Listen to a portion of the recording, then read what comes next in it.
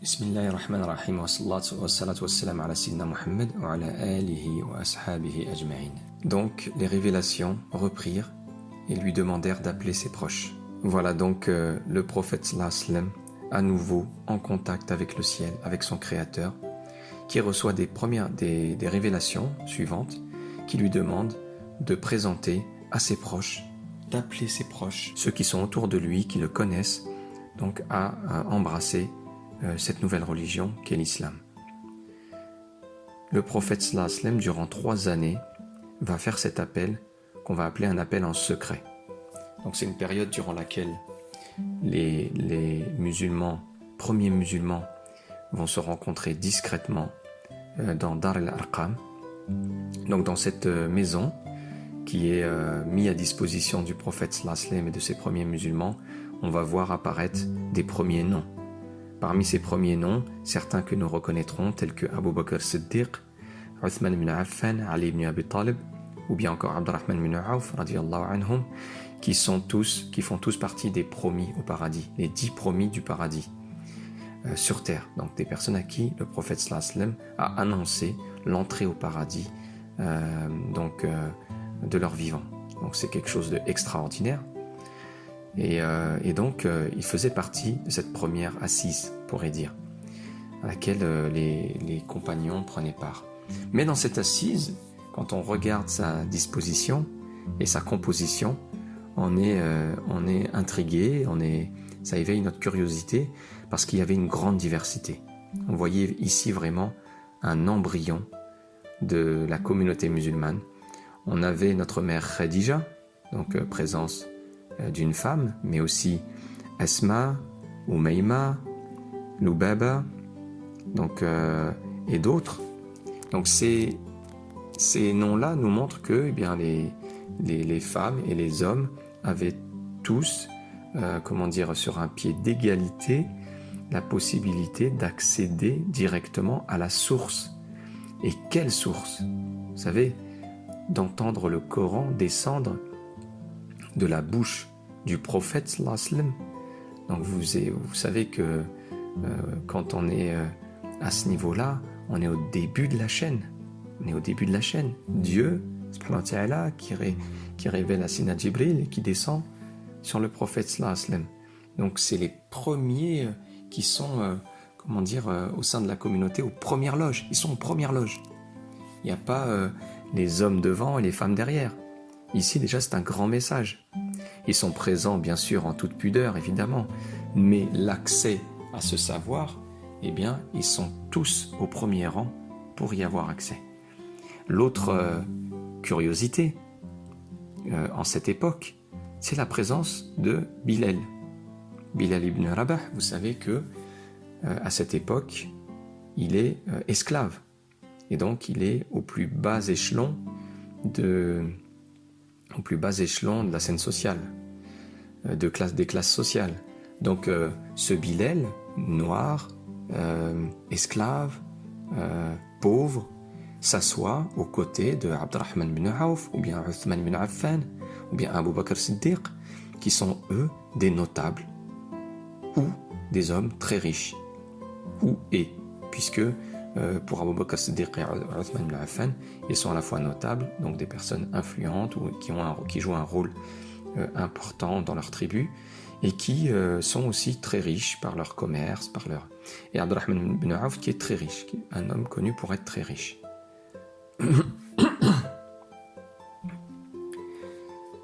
Alors l'autre curiosité, entre guillemets, qui montre, subhanallah, que le message de l'islam réunit toutes les diversités qu'on pourrait trouver. Donc dans cette assise, on trouve Ali ibn Abi Talib, qui est encore un adolescent, tout jeune, 12-13 ans, aux côtés de Khadija, donc qui est la doyenne, la plus ancienne de cette assise, puisque le prophète sallallahu alayhi wa sallam a plus de 40 ans, et donc Khadija en a bien la cinquantaine, bien sonnée. Donc vous voyez que ici la possibilité de faire vivre l'islam, la foi, des moments spirituels très profonds, puisque cette assise a été un vrai lieu d'incubation de la foi chez ces personnes-là. Ja'far ibn Abi Talib, Abdullah ibn Mas'ud, Ammar ibn Yasir, autant de noms qui ont marqué l'histoire, qui ont marqué la scène mondiale. Subhanallah, quelle que soit l'approche qu'on peut avoir, ils ont marqué vraiment l'histoire de ces premiers temps de l'islam. Donc voilà ici pour toute cette diversité qu'on retrouve, que ce soit générationnel, que ce soit de sexe, que ce soit de classe sociale. Donc le prophète sallallahu alayhi wa sallam va commencer à faire tomber les cloisons, va commencer à faire tomber les barrières, et c'est ce qui va commencer à inquiéter progressivement les gens, les autorités, on va dire, politiques de la Mecque. Donc ces personnes qui ont pignon sur rue, qui décident et qui ont façonné ou qui continuent à préserver un système d'inégalité, mais qui les sert et qui leur est utile.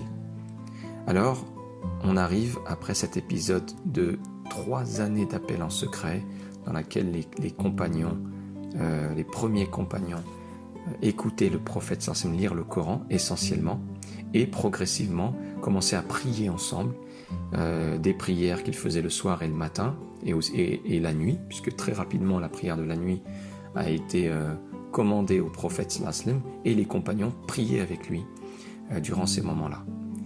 Ensuite, il y eut l'appel public. L'appel public, c'est là que Dieu lui demande d'exposer ouvertement ce qu'on lui a commandé et de s'éloigner des idolâtres. Donc là, il y a une distance à laquelle Dieu appelle son messager à avoir avec les idolâtres. Il commence à montrer que voilà, on n'est pas dans une approche, en présentant ton message, une approche de tolérance cultuelle où on accepte. Non, là il s'agit d'entrer dans une situation où tu as la vérité, qu'on te révèle, tu dois fournir tous tes efforts pour éveiller, pour réveiller, pour confronter, sans ménagement, confronter l'absurdité des idolâtres. Donc comment pouvez-vous adorer des statues? Comment pouvez-vous vous fier à de la pierre, vous fier à des choses que vous avez façonnées vous-même, alors que vous savez qu'il y a un créateur au-dessus de toutes ces statues? Et je viens vous annoncer que j'en suis le messager. Je viens vous annoncer à travers des versets qui sont clairs, dont vous voyez bien que l'origine ne peut pas provenir de moi. Et les Arabes avaient l'oreille pour pouvoir distinguer ce qui pouvait provenir du prophète Mohammed sallallahu alayhi wa sallam. Il ne s'est jamais essayé, le prophète Mohammed sallallahu alayhi wa sallam, dans son enfance ou sa jeunesse, à faire un seul poème. D'ailleurs, Dieu lui a retiré cette capacité pour purifier sa langue de toute autre éloquence. Et subhanallah, on peut voir ici aussi que Dieu, subhanahu wa ta'ala, est jaloux. Dieu est jaloux pour ses créatures. Son amour, son adoration, il n'accepte pas qu'on la donne à quelqu'un d'autre que lui. Donc vous voyez, quelqu'un qui est jaloux, c'est quelqu'un qui aime.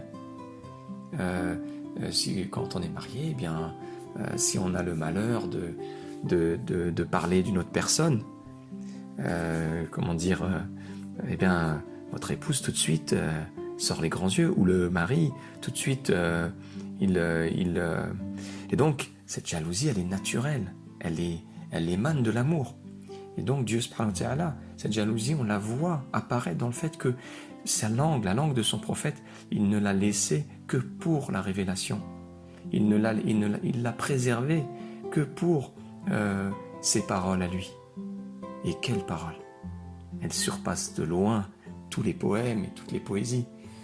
Mais subhanallah, il est beau de voir comment Dieu subhanahu wa ta'ala a préservé le prophète sallallahu alayhi wa sallam de ça, à tel point qu'un jour, le prophète sallallahu alayhi wa sallam s'est tourné vers Abu Bakr Siddiq radiyallahu anhu.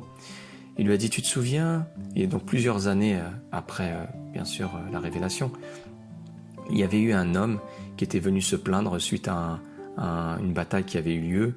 Il est venu se plaindre qu'il n'avait pas eu suffisamment de part dans le butin. Et donc, il avait fait un poème pour ça. Et donc, on a amené le poème au prophète sallallahu alayhi wa sallam. Abu Bakr Siddiq l'a récité, le connaissait par cœur. Et le prophète sallallahu alayhi wa sallam, il lui a répondu, fais-le taire par des biens de ce monde. En quelque sorte, donne-lui ce qu'il veut, mais le prophète sallallahu alayhi wa sallam, il était quand même sensible à ces poésies ou à ces sentiments parfois qui pourraient être accueillis comme de l'injustice. Et donc, par la suite, plusieurs années après, le prophète sallallahu alayhi wa sallam, qui était dans un échange fraternel avec son grand ami, son compagnon Abu Bakr Siddiq, il dit, tu te souviens de cet homme qui a récité ce poème? Et le prophète sallallahu alayhi wa sallam, il a récité le poème, mais en inversant les deux derniers vers. Et en inversant les deux derniers vers, il cassait la rime. Et Abu Bakr Siddiq, il lui a dit non, c'était... Et il a remis les deux vers dans le bon ordre. Et le prophète sallallahu alayhi wa sallam, il lui a dit, c'est pareil. Et là, Abu Bakr Siddiq, il a souri. Il a dit, subhanallah, l'homme sur lequel descend le Coran, qui est miraculeux, et qui ne se rend pas compte, en fait, d'un petit poème, de la cassure qu'il lui a donnée. Donc c'était pour lui un miracle. Donc vraiment, le prophète sallallahu alayhi wa sallam n'avait pas le goût à la poésie, n'avait pas le talent pour la poésie.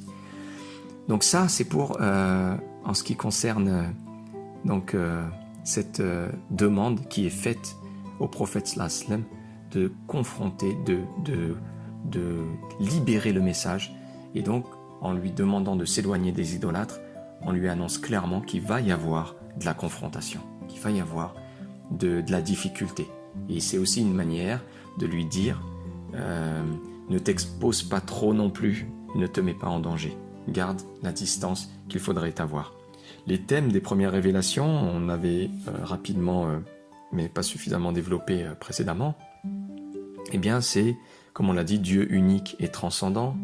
Alors, il y a la résurrection, dont on n'a pas parlé, et le jugement dernier.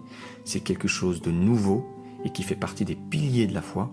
C'est quelque chose de nouveau et d'ailleurs qui va être beaucoup moqué, beaucoup raillé. Comment on pourrait être ressuscité après être devenu poussière, après avoir été des ossements. Et donc, et le jugement dernier. Ensuite, une invitation des hommes à la charité, à la bienfaisance, comme on en a parlé précédemment. Alors, jusque-là, le prophète Mohammed sallallahu alayhi wa sallam, il est toléré. On tolère son message, on ne l'embête pas trop. Voilà, c'est une religion parmi d'autres. Les Arabes de la Mecque sont habitués à voir des nouvelles religions apparaître. On pouvait y adorer de tout. Donc pourquoi pas, s'il veut venir avec son Dieu.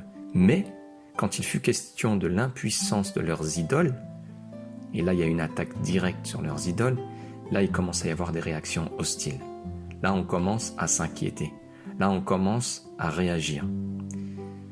Mais ils ne purent contester, comme je le disais, le caractère miraculeux du Coran, dont la simple écoute ouvrait les cœurs.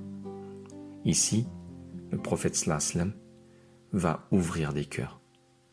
Des cœurs vont s'ouvrir, plus exactement, par la transmission orale du Coran. Et c'est ainsi que le prophète sallallahu alayhi wa sallam commencera son appel, en récitant le Coran, en le récitant avec la plus grande sincérité, avec la plus grande pureté. Et c'est le moyen le plus direct pour atteindre le cœur de l'homme. Le cœur de l'homme ou de la femme qui a été baignée, cette âme qui a été baignée dans ce premier lien avec Dieu subhanahu wa ta'ala, dans lequel il a confirmé, il a établi ce pacte avec Dieu, lorsque Dieu a demandé à l'ensemble des créatures humaines, des enfants d'Adam, ne suis-je pas votre Seigneur? Alastu bi rabbikum? Et nous avons tous répondu, mais si, là, on l'a confirmé.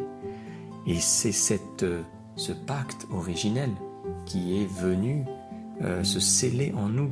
On n'a pas été laissé face à cette épreuve de croire ou ne pas croire. On n'a pas été laissé à nous-mêmes, mais Dieu a mis à notre disposition ce qu'on appelle el-fitra, cette innéité, cette chose au fond de nous qui résonne il suffit de l'appel transcendant, Al-Qur'an, un appel qui vient de l'extérieur et non pas immanent, comme le fitra. Eh bien, il faut cet appel transcendant pour que cette fitra vibre. Certaines vibreront et reconnaîtront la vérité, d'autres, que Dieu nous en préserve. Leur cœur sera scellé et ils refuseront, ils nieront, ils rejetteront cette vérité-là qui pourtant hurle en eux-mêmes. Qui ne se pose pas la question sur le sens de la vie, sur le sens de son existence, comment on est apparu, où est-ce qu'on va aller, qu'est-ce qui va se passer après la mort, etc., etc. Donc, et la notion de Dieu, la notion d'une entité toute puissante, subhanallah, elle est intrinsèque en nous. Il y a eu des études qui ont été faites. Un enfant qui est né en très bas âge dans une île, que les parents sont morts, eh bien, il a grandi en se débrouillant seul. Et subhanallah, avec les années, il a établi ce culte. Il a établi un culte d'une entité puissante, surnaturelle. Donc c'est quelque chose qui est inné en nous, ce sentiment-là. C'est pas quelque chose qui a été inventé philosophiquement. Donc on voit ici des exemples très clairs. Donc voilà pour cette partie de l'appel public. Donc le prophète sallallahu alayhi wa sallam va être confronté rapidement à des épreuves, à des difficultés qu'on peut citer rapidement. Les plus faibles des musulmans vont être persécutés, vont être torturés, vous avez l'exemple en l'esprit de Bilal Ibn Rabah. Ils vont se faire insulter, et ça c'est le prophète sallallahu alayhi wa sallam lui-même. Il va être insulté, humilié, il va être traité de sorcier, de possédé, de poète. Abu Lahab et Abu Jahl, ils vont être ses ennemis les plus acharnés. Donc Abu Lahab, on en a déjà parlé. Abu Jahl, donc, qui est un notable, pareil, va le ridiculiser. Chaque occasion de le ridiculiser sera... Vous voyez qu'il n'a pas eu le prophète sallallahu alayhi wa sallam, comme on dit, le chemin tout tracé.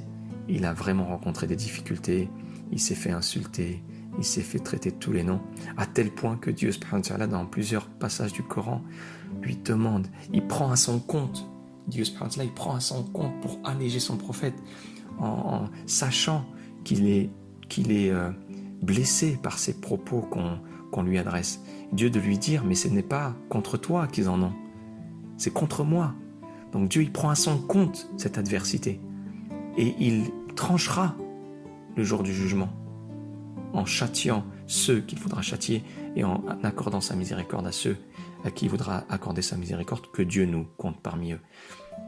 Donc voyez l'amour que Dieu a pour le prophète sallallahu alayhi wa sallam. Il lui dit, t'en fais pas, ne te torture pas par leur attitude. Et donc dans tout ça, malgré tout, il aura le soutien inconditionnel d'Abu Talib, donc son oncle, qui est chef de sa tribu et qui va permettre, on va dire, de le préserver, ou qui est la cause que Dieu a utilisée pour le préserver. Et on va ensuite essayer de négocier avec lui, on va essayer de le dissuader de son message, mais on en parlera dans l'épisode suivant. Assalamu alaikum wa rahmatullah.